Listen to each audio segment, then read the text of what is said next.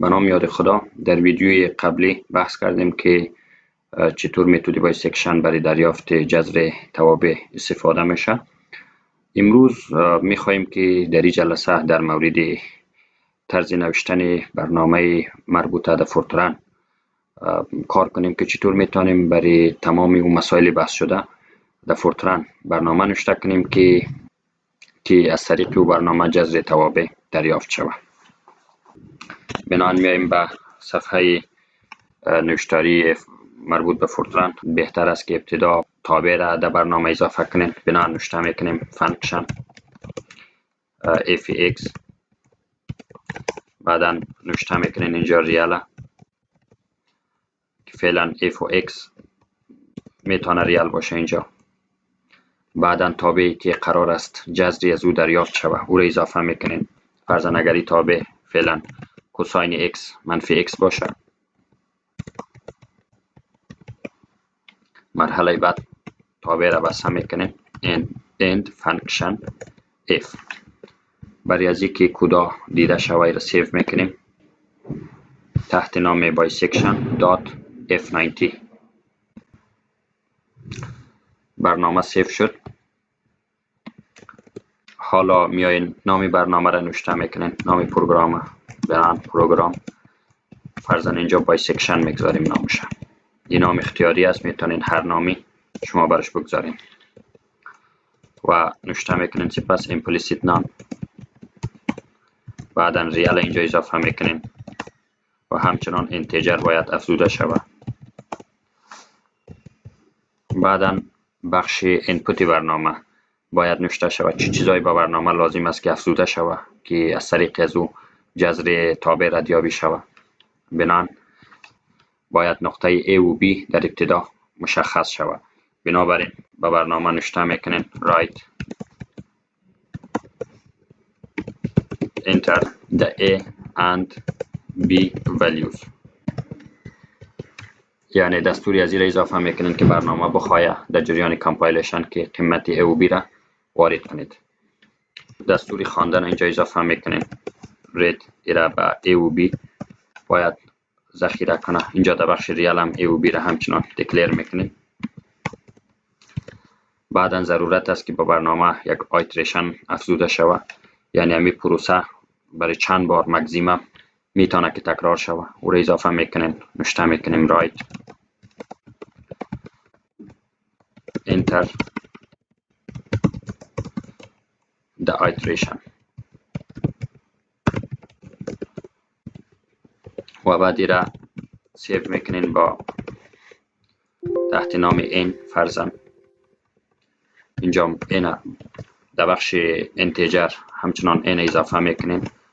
حالا ضرورت است که یک تولرنس با برنامه تعیین شود، یک عدد بسیار کوچک در حدود 0 که به اساس از او جذر تابع دریافت شود و تعریف شود. بنابراین ما 0.001 فعلا را گذاشتیم، میتونین دیگه هم کوچک بسازین. حالا بخش عملیاتی برنامه را نوشته میکنین. نقطه وسطی انتروال A و B باید دریافت شود و فرمول مربوط هم برابر است با C مساوی به A جمع B تقسیم 2. را اینجا اضافه میکنین. خب ایرا بهتر است در یک حلقه 2 نوشته میکنین 2i مساوی است به 1 تا n تعداد تکراری برنامه که برای ردیابی جذر استفاده میشه او را باید نوشته کنین. بنابراین فرمول را اضافه میکنیم C مساوی است به A جمع B تقسیم 2. برای از اینکه فهمیده شود C جذر تابع است یا نه قیمت تابع را در این نقطه میبینین. بنابراین نوشته میکنین FC مساوی است به FC. در بخش ریال هم ضرورت است که FC اینجا افزوده شود FC و همچنان C.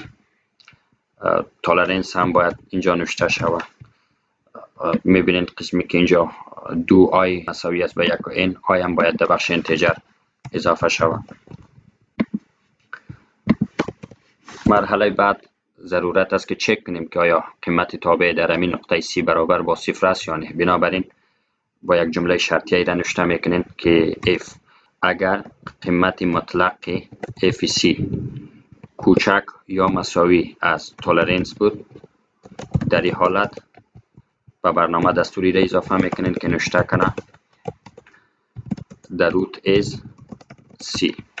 یعنی اگر قیمت مطلق تابع در نقطه c برابر با صفر است، یعنی کوچک و مساوی از تولرنس است، عدد کوچکی که در قسمت تعیین کردیم، در این حالت نوشته کنه که جذر تابع c است و همچنان c را اینجا نشان بده به ما قیمتش. این جمله را تکرار میکنین برای خود تابع که بعد قیمت تابع را نشان بده. بنا نوشته میکنیم the function at this point is fc. مرحله بعد وقتی جذر تابع تعیین میشه برنامه باید توقف پیدا کنه. بنا نوشته میکنین استاپ کنه. اگر c جذر تابع نیست در این حالت نوشته میکنین else. اگر یعنی چنین شرطی صدق نکرد در این حالت طوری که بحث کردیم باید انتروال کوچک ساخته شود با قرار دادن a مساوی به c یا b مساوی به c. بنابراین باید چک کنیم که جذر تابع بین نقطه a و c قرار داره یا بین b و c. بنابراین نوشته میکنین فرضاً پروداکت تابع را در نقطه a و c میگیریم و برش جمله شرطی اضافه میکنیم که اگر همین قیمت پروداکت بزرگ از صفر باشه، دین در این حالت وقتی پروداکت بزرگ از صفر باشه به این معنی است که جذر تابع بین این دو نقطه وجود نداره، یعنی قیمت تابع در نقطه A و همچنان در نقطه C مثبت است. بنابراین بنابراین A را مساوی به C قرار میدیم. else اگر جز از این بود B را مساوی به C قرار میدیم و مرحله بعد باید بسته کنین این جمله شرطیه را. بنا نوشته میکنیم end if و همچنان حلقه دو را باید بسته کنیم. همچنان باید جمله شرطیه اولی را که در قسمت نوشته کرده بودیم ایران باید بسته کنیم. حلقه دو را باید بسته کنیم و سپس نوشته میکنیم end program bisection. برنامه تکمیل شد. این کمترین سینتکسی است که به برنامه بایسکشن نوشته شده. اگر شما این را کمپایل کنید از طریق برنامه جذر تابع دریافت میشه. اما بهتر است یک کمی پروفشنال باید برنامه نوشته شود. یگان چیزای دیگر را در برنامه اضافه کنید. خب اینجا بعضی چیزای دیگه هم که ماند از بخش ریال باید افزوده شود اضافه میکنیم. برای از اینکه پروفشنال کمی باشه و به یک کمپایلشن جذر تابع دریافت شود بعضی تغییرات اینجا ما برش اضافه میکنم. یک حلقه دوی دیگر را میخواهیم که این همه برنامه در داخلی از او انجام شود. بنا نوشته میتونین که دو j مساوی است به 1 تا 10 فرضاً، یعنی 10 بار از ما تعداد انتروال بخواهد، انتروالی که وارد کنیم. مثلا اگر ما یک قیمت به برنامه وارد میکنیم فرضاً 2 و 4، اما جذر بین این انتروال وجود نداره، در این حالت باید برنامه برای بار دوم از ما قیمت تقاضا کنه که چیز جدید وارد کنین، انتروال جدید، قیمت های جدید به A و B باید وارد کنین. بنابراین چی چیزی باید به برنامه اضافه کنیم که چنین پروسه را انجام بده. بران یک حلقه دو اینجا اضافه میکنیم، دو j i 1 و n و بعد این قیمت از ما بخواهد و اینجا یک چکینگ انجام میتیم روی قیمت A و B. نوشته میکنیم اگر پروداکت فرضاً را به پروداکت 1 نامگذاری میکنیم. خب اینجا پروداکت FA و FB را پیدا میکنیم. بنا نوشته میکنیم پروداکت 1 برابر است با FA ضرب FB. حالا امتحان میکنیم که همین پروداکت بزرگ از صفر است یا کوچک است. اگر این پروداکت کوچک از صفر باشه در این حالت به برنامه این دستور اضافه میکنیم که این کارا را مکمل انجام بده. یعنی اگر پروداکت کوچک از صفر است به این معنی است که جذر تابع بین همین دو نقطه واقع شده و وجود داره. پروداکت 1 همچنان در بخش ریال اینجا اضافه میکنیم پروداکت 1. اما اگر جذر تابع بین این دو نقطه واقع نباشه در این حالت به برنامه اینجا اضافه میکنیم که else اگر جز این باشه به برنامه باید این جمله را پرینت کنه که نوشته شود there is here is no root in this interval. یعنی در این انتروال جذر وجود ندارد. try new points یعنی نقاط دیگر را کوشش کنیم، نقاط جدیدی را.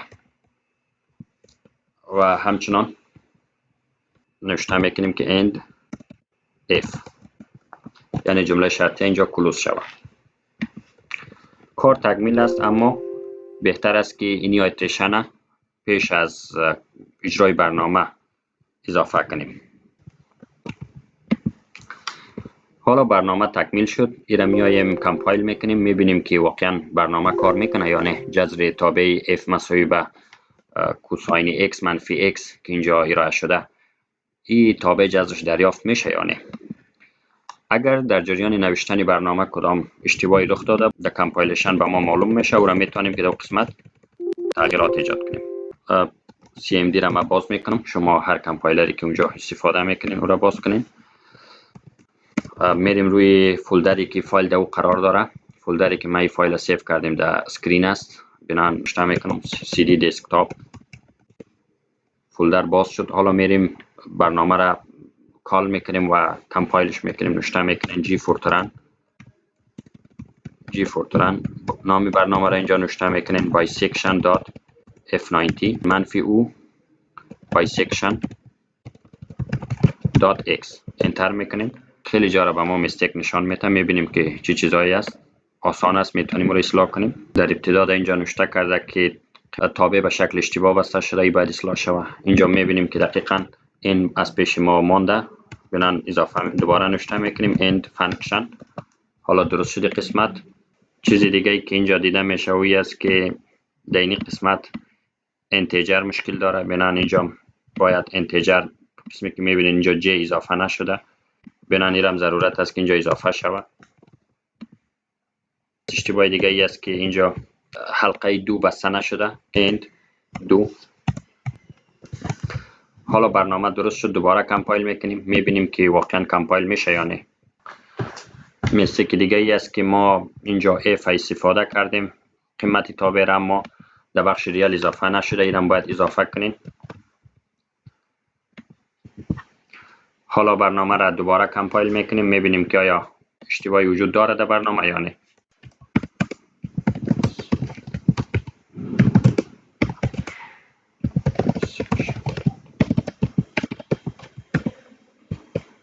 وقتی انتر میکنین میبینین که مشکلی وجود نداره. خطایی که اونجا وجود داشت رفع شده و ایروری نشان نمیده به ما. بنابراین دوباره نوشته میکنین bisection.x. انتر میکنین. در ابتدا میبینین که ایتریشن برنامه خواسته و این سینتکسی است که ما در قسمت نوشته کردیم که از ما در ابتدا ایتریشن بخواه. بنابراین فرضاً ایتریشن 1000 تعیین میکنیم و بعد قیمت a و b را برنامه میخواه که در قسمت نوشته کردیم که بعد در ابتدا a و b باید خواسته شود در حلقه 2 و a و b فرضاً باشه منفی 1 و a باشه منفی 1 و b باشه فرضاً 8. میتونه هر عددی را شما در اینجا انتخاب کنیم.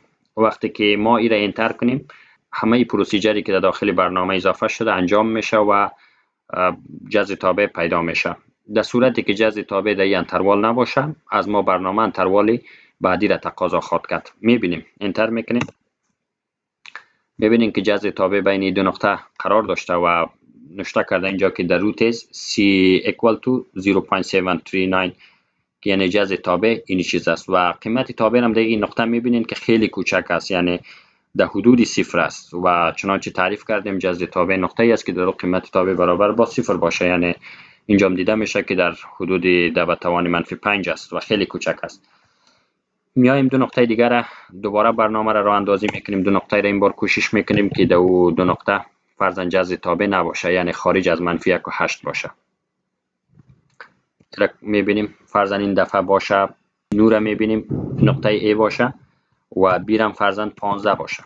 توقع ما است که دفعه برنامه باید بگوید که شما نقاط جدید وارد کنین چون جذر تابع بین دو نقطه قرار نداره. میبینیم که آیا چنین اتفاقی میفته یا نه.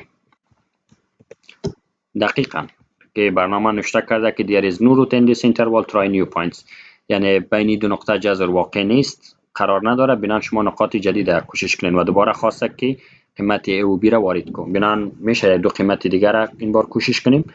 میایم به قیمت های کوچکتر از نو، فرضاً این بار نوشته میکنیم 0 و 8 انتخاب میکنیم، انتر میکنیم، اونو میبینیم که جذر تابع پیدا شده. بنان برنامه تکمیل است و شما میتونین به می ترتیب برای متد بایسکشن در فورتران برنامه نوشته کنین.